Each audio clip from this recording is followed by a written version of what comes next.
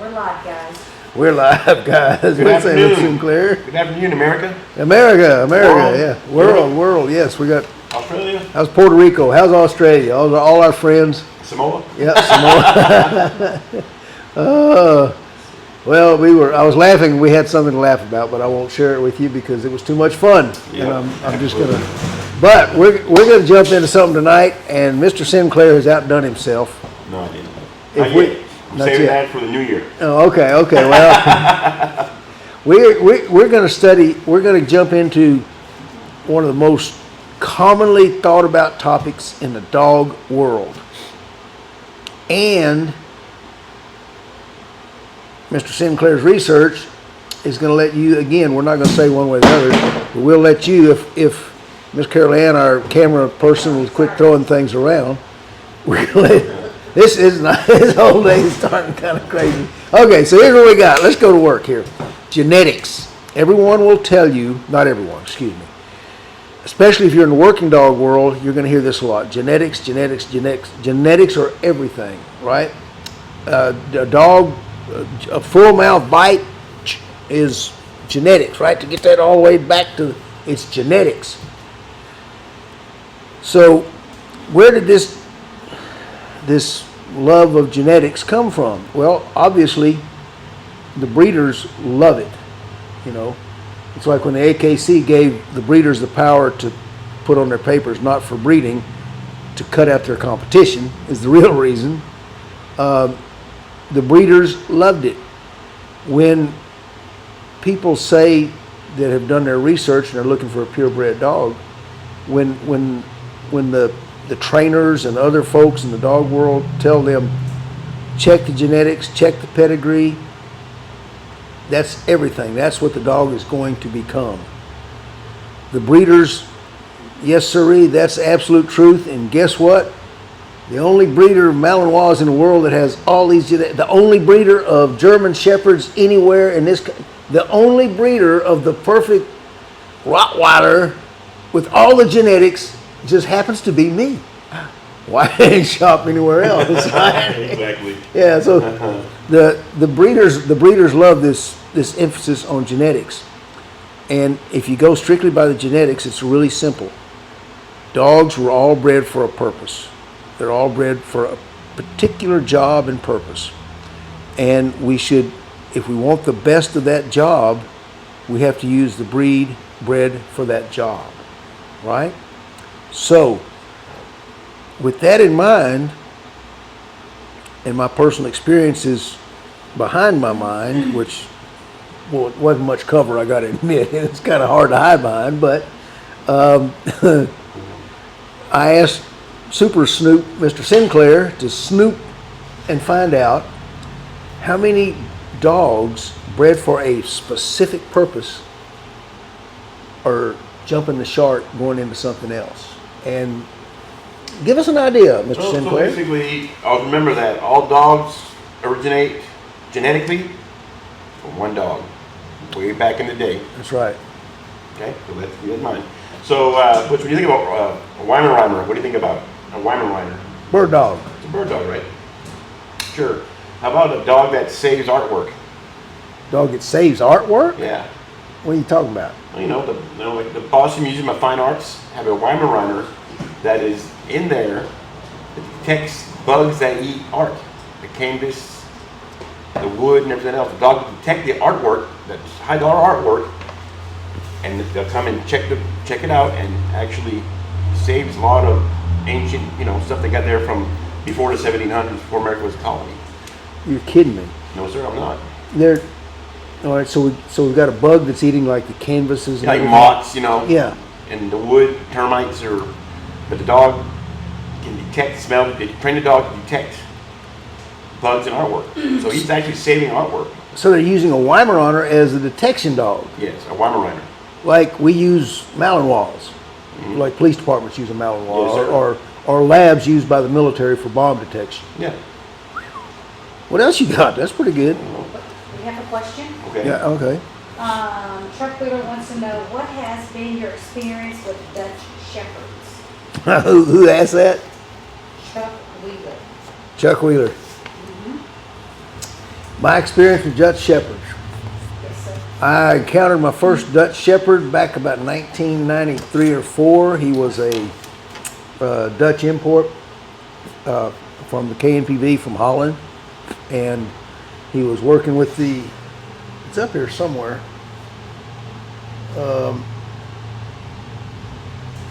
county sheriff. Oh, well, somewhere up here there's a San Antonio Sheriff's Department patch, and that was from working with that Dutch Shepherd.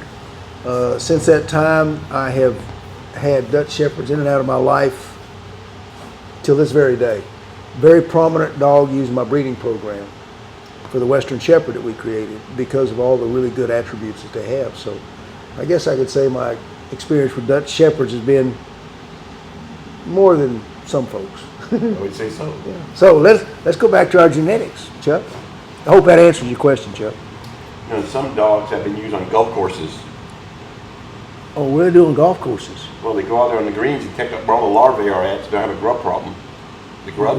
Grub worms. Yes, they'll find the larvae before they are grubs and actually detect them, and they can before it comes out infestation. Okay. You know? Okay. That's just a little search dog, but you know. What kind of dogs are you using though? Well, they had used a German Shepherd. They had used Expect that. Yeah. Beagle. Yep. That makes and, sense. Believe it or not, a Chihuahua. I want to say that one. Are you serious? I'm serious. So they used a Chihuahua for a detection dog. Well, but I guess it makes sense because grubs are little bitty. Yeah. And Chihuahuas are little bitty, so. Man, he'd be tiny the other day rather than the golf course, though, wouldn't he? I thought about that, yeah. Didn't cover much ground. Yeah. Well, all right, so obviously you can get, I'm sorry, I'm just picturing this Chihuahua in a big vest with, you know, you can get dogs to do things other than what they're bred for, other than what we can see they're bred for. Mm-hmm. So if that's the case, why are we so obsessed with genetics? Well, I told you why the breeders are, because they're the only ones who have the perfect genetics, and that sells their puppies. Pushing dogs. Yeah, yeah. Certain. I mean, everybody thinks that only certain protection dogs, there's drug dogs, and certain breeds are only the best at it. Right. But I think personally, a dog is, no matter what breed it is, if you train it and you work with it, whatever you want to, it'll be the best of what it needs to do. No matter Yeah, what. yeah. And I think Scott said the right word there. We think they're the best at it, but they're only the best at it if their training is followed through. And we'll talk a little bit more about genetics versus training as we go through here, but just because the list wowed me, I'm going to let Scott give us two more. Okay, you know, Border Collie, Yeah, herding dog. herding dog, right? How about a natural conservation dog?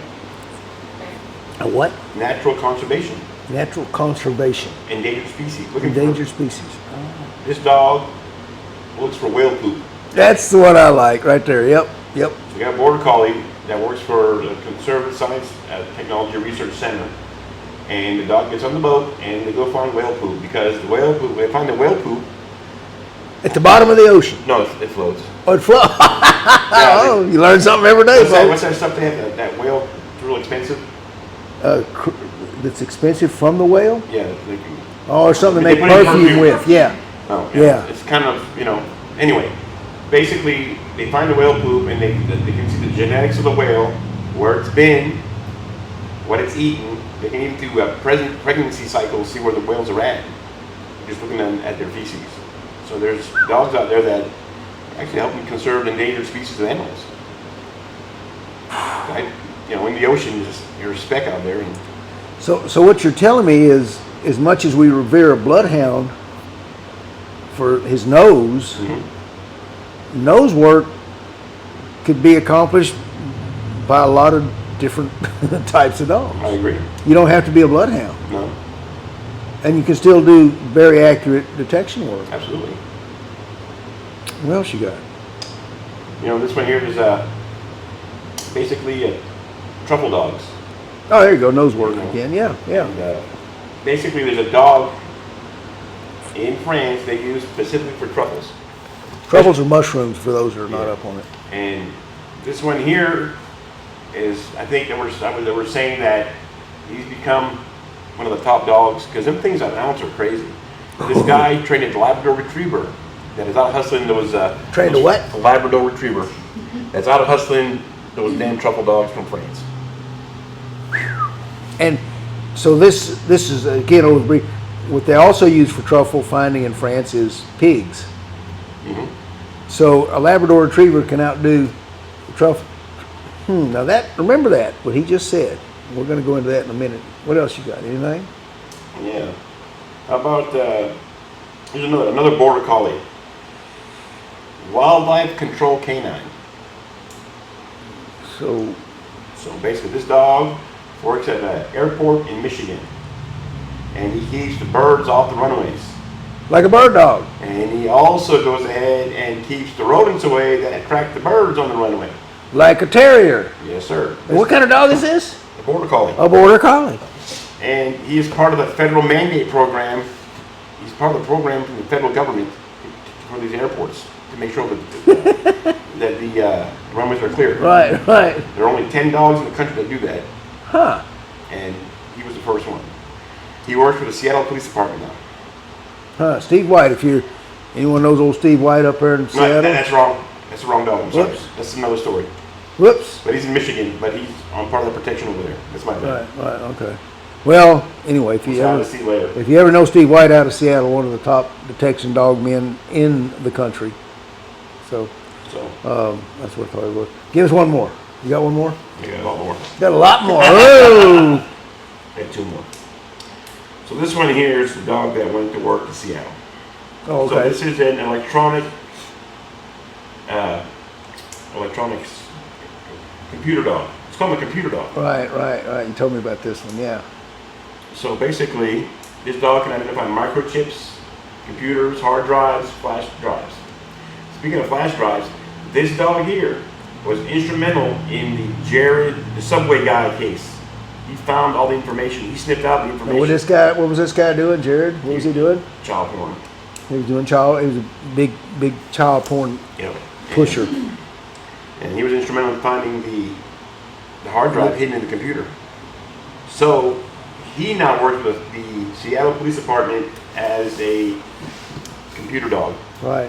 What you call internet or hardware searching dog. Right. And so what they're doing is they're looking for evidence that these pedophiles are they've recorded all their kinky stuff, and they keep it very well hidden. And these dogs can, if they get a search warrant, they can go to their home with these dogs and these hidden flash drives, SD cards, anything that's small. These pervs will hide their material on, and they'll stash it in places in their house. And these dogs go and find these very small little microchips. So there must be some kind of chemicals or something they make the chips with. Right. Identified for the There's a dogs. constant, right. Yeah. I mean, there's dogs out there that look for bed bugs. They look for, it's all scent related, but it's just amazing. Yeah. It doesn't matter. They can find this. You can find bones. You can find drugs. Yep. They're trained into it, like you're saying. You said bed bugs. That's, you just opened my mind to a whole lot of jokes I won't go into, but remind me later. Okay. Crazy. Yeah. So, well, so let's look at some Yep. facts of genetics and how it applies to your training. I've said this about drives, and I'm going to repeat it in case y'all missed that, and go back and look at some of the videos, some of the podcasts on drives, or some of my videos on drives. We got those as well too.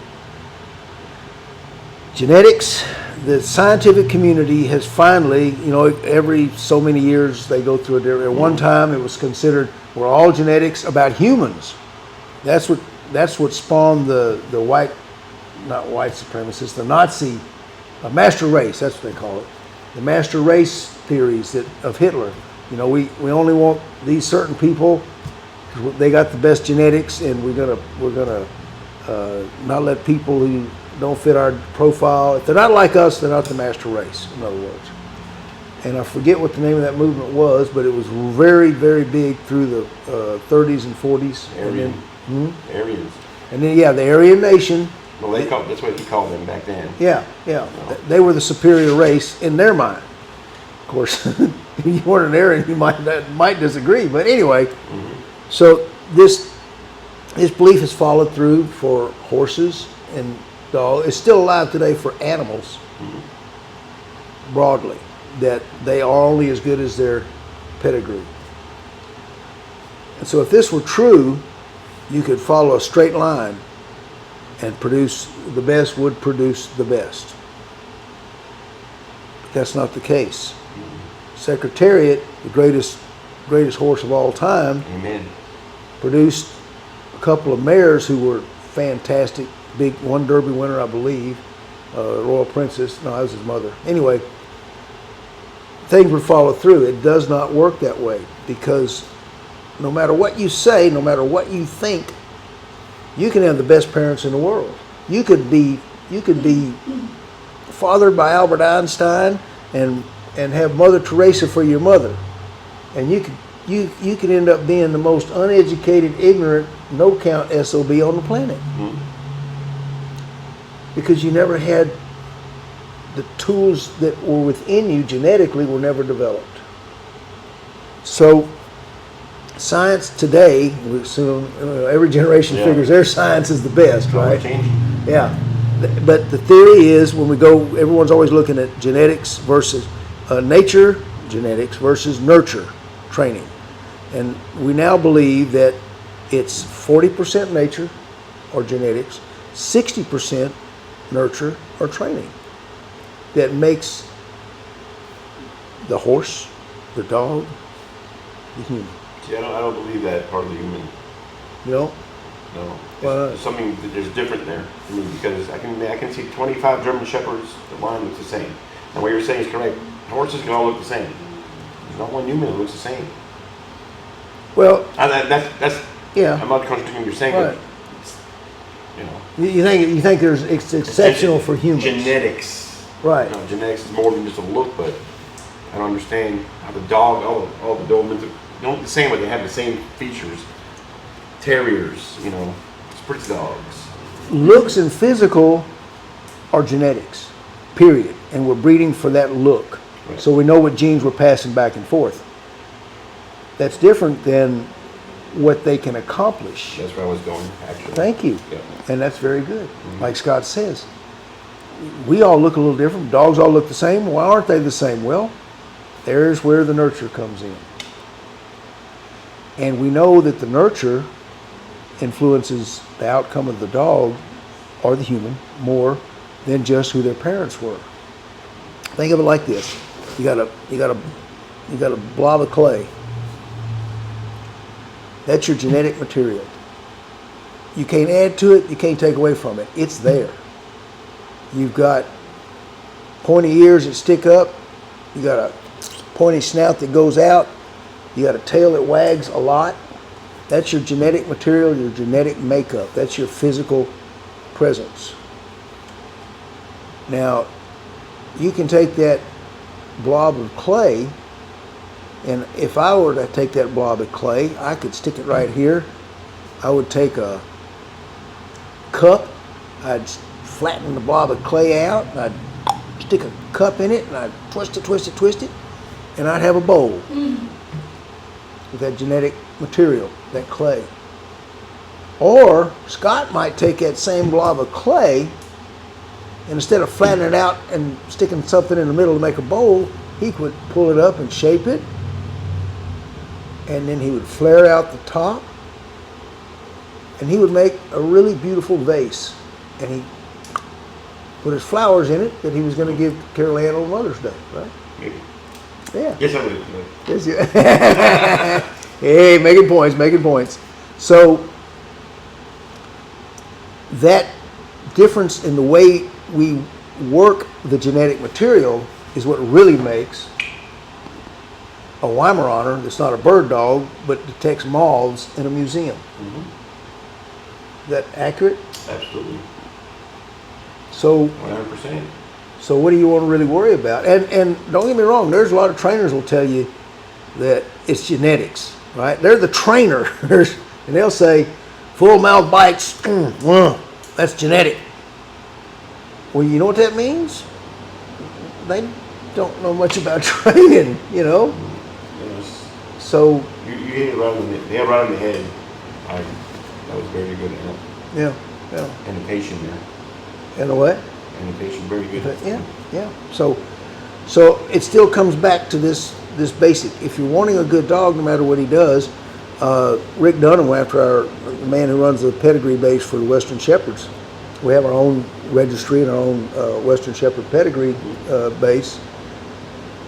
After last week's podcast, when I mentioned that we were going to talk about genetics versus training, and I mentioned my Great Dane, that, I mean, if you want a pheasant for supper, that dog right there was the one to find, because he could flush a pheasant.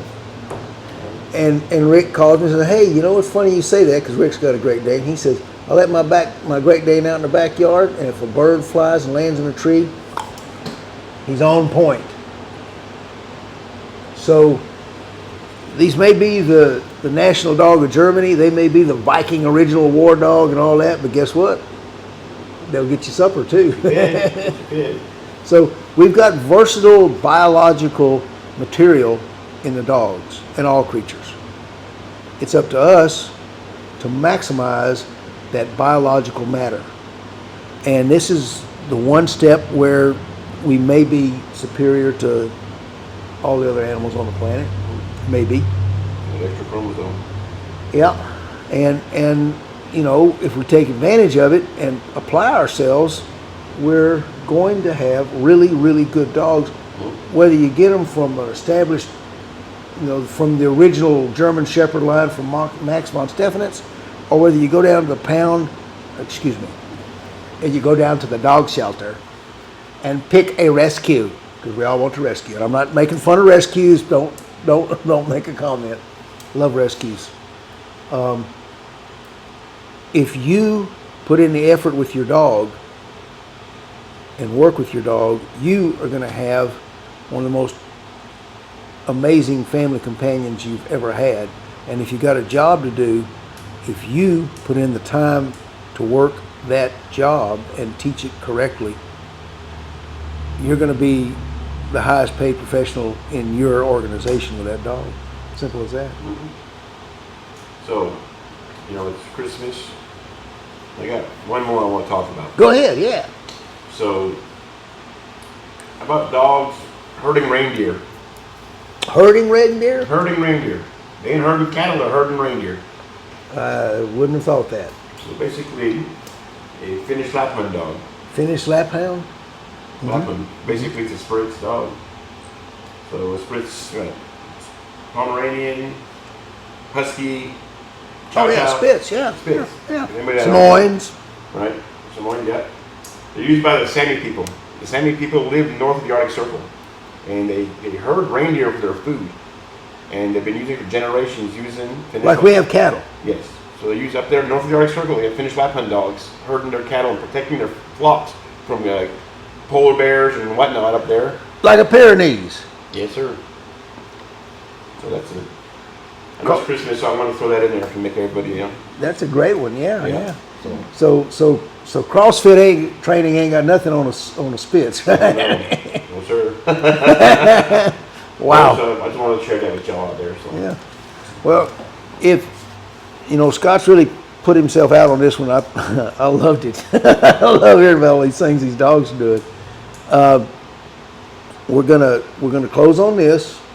Chuck, I hope you ask me more questions about the Dutch Shepherd. Remember, anyone, if you want to write comments and ask questions on your comments, we try to answer them. Next week, though, I have been getting a lot of feedback. Well, I can't say a lot. I've gotten several comments and questions, and people calling me about when we talked a week or so ago about dogs that bite and rebite instead of sticking in one place and dragging. Okay. So I've had several phone calls, and people, you're all welcome to call me anytime. I've had a lot of phone calls about that, and I had put up on Facebook or somewhere my dog that was pretty good at that sort of stuff. I mean, you couldn't hit Cochise with a stick. You couldn't hit him with a brick. You couldn't kick him in the cods while he's dragging on your arm. If y'all don't quite understand what I'm saying, I found an old video of us at a training session that will explain it all. And we're going to try and get some new projection equipment in here. And if y'all tune in next week, we will show you what a dog does that's not a sport dog, that really is capable of taking care of himself and stopping anybody with or without a squad to protect him. What do you got, Miss Carol? No, they just said thanks, great information. Oh, good. Okay. All right. We're getting some comments there. Anybody we can need to answer a question for? No, Nope. no, sir. Well, by golly, we're going to let Mr. Sinclair take his vase and stick some flowers in it for his bride, and we will we'll see you guys next week. What do you think, Scott? We'll see y'all next week. Thanks for tuning in, and see you next time.